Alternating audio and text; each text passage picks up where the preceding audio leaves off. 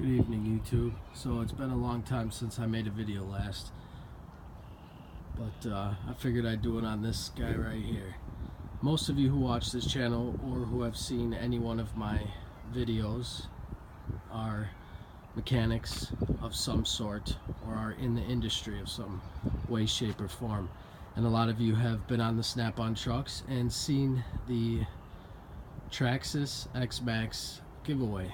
They're doing several drawings, the first of which was this X Maxx.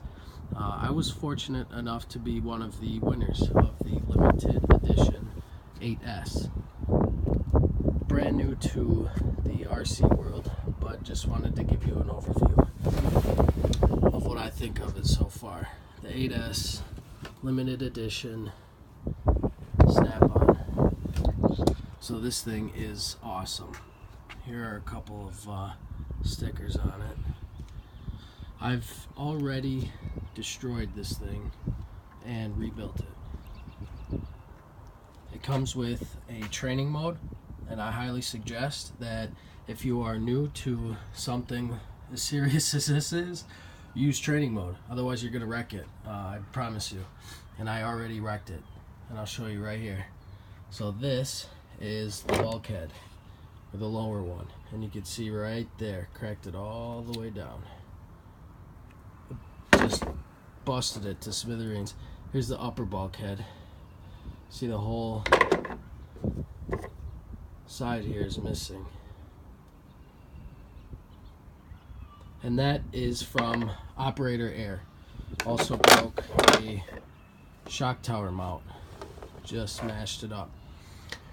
Got it home after I won it, charged up the batteries, and decided to rip around the yard. Ended up crashing into a tree full speed and wrecked this lower portion here.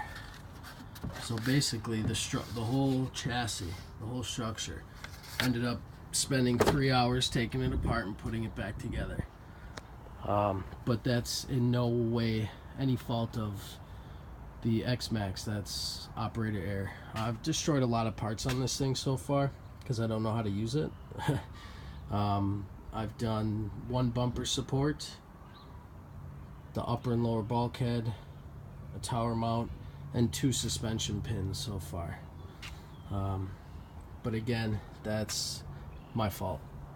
I also wrecked the body, stripped it out, had to use I use number 6 washers, metric,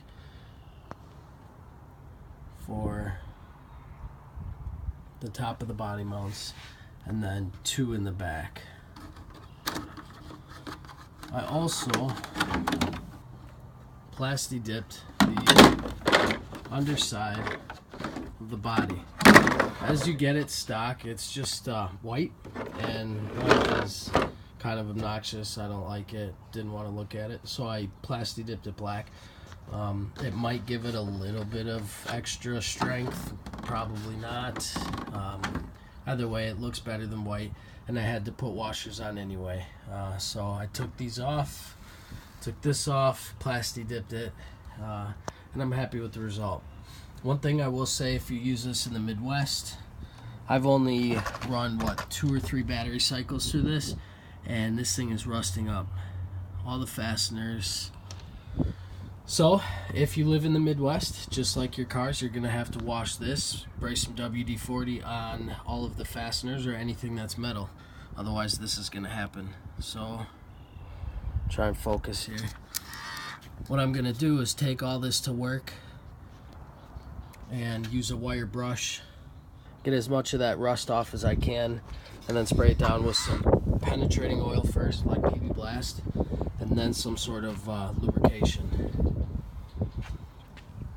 Again, I put a new bumper mount, or a bumper support bar in, because I broke that. But while I was at my local hobby shop asking about replacing that bumper stop, or bumper support, the guy handed me this T-bone front bumper, and he's like, dude, you gotta try it. So me being a terrible driver, and I beat the shit out of this thing, I figured, why the hell not? I've already wrecked the front bumper and the support. Front bumper is cracked. See right there, it is cracked, so I needed something. The T-bone bolts right to the bottom. You take out the old fasteners, install white, I guess they're ceramic or plastic washers, and they give you longer fasteners, and you bolt it right up. Too easy. Eventually what I'm gonna do, I'll replace parts as I break them. I break something just about every time I use it, but whatever. Eventually I will have all aluminum steering knuckles, and that's it. I'm gonna leave everything else plastic, because when you add aluminum parts to this thing, all you're gonna do is change the weak points and where they're at. There's still gonna be weak points, you're just gonna move the location of them. And if you put all aluminum A-arms, all aluminum drive knuckles or steering knuckles, aluminum everything, and when you start smashing into shit, you're just gonna be busting bulkheads. And if I have to do another bulkhead, this thing's probably gonna sit around for a while. It was kind of a pain in the ass. I don't want to do it again. It took me 3 hours, so I don't want to do it again. So I want my weak points to be this plastic stuff, like the A-arms or these towers, so those break and not the chassis or structure. I'll leave all the bumper stuff aluminum,